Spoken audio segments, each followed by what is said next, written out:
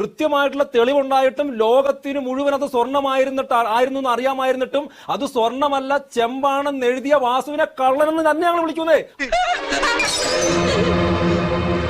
നിങ്ങൾക്ക് പാലെന്നോ പഴമെന്നോ തേനെന്നോ പഞ്ചസാര എന്നൊക്കെ വിളിക്കാം, നിങ്ങൾ വിളിച്ചോ, അത് നിങ്ങളുടെ ഇഷ്ടം. ഞാൻ അത് തന്നെയാണ് പറഞ്ഞത്. ഇങ്ങനെയുള്ള പെരുങ്കള്ളന്മാരെ, ശബരിമലയിലെ അയ്യപ്പന്റെ സ്വത്ത് കട്ട കള്ളന്മാരെ നിങ്ങൾ ഇങ്ങനെ സാറിന്ന് വിളിച്ചോ. പോയി ചത്തുടേടാ. നിങ്ങൾ അദ്ദേഹത്തിന്റെ മനസ്സ് പാലാണെന്ന് പറഞ്ഞോ, ഞങ്ങൾക്ക് അതിൽ ഒരു വിഷമവുമില്ല. ഞങ്ങൾ പറഞ്ഞതും കേരളത്തിലെ പൊതുജനങ്ങൾ വിശ്വസിക്കുന്നതും ഇവരെല്ലാം കള്ളന്മാരാണെന്ന് തന്നെയാണ്.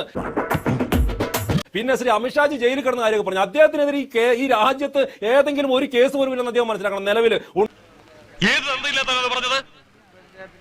പാരമ്പര്യമുള്ള പത്മകുമാറിന് മാത്രമൊന്നുമല്ല, ശബരിമലയിലെ പാരമ്പര്യമുള്ള പത്മകുമാറിന് മാത്രമൊന്നുമല്ല, ബാക്കിയുള്ള നമ്മളെ പോലുള്ള ആൾക്കാരുണ്ട്. നമ്മളാരും അയ്യപ്പന്റെ സ്വർണം കാക്കാൻ വേണ്ടി പോയിട്ടില്ലാന്ന്.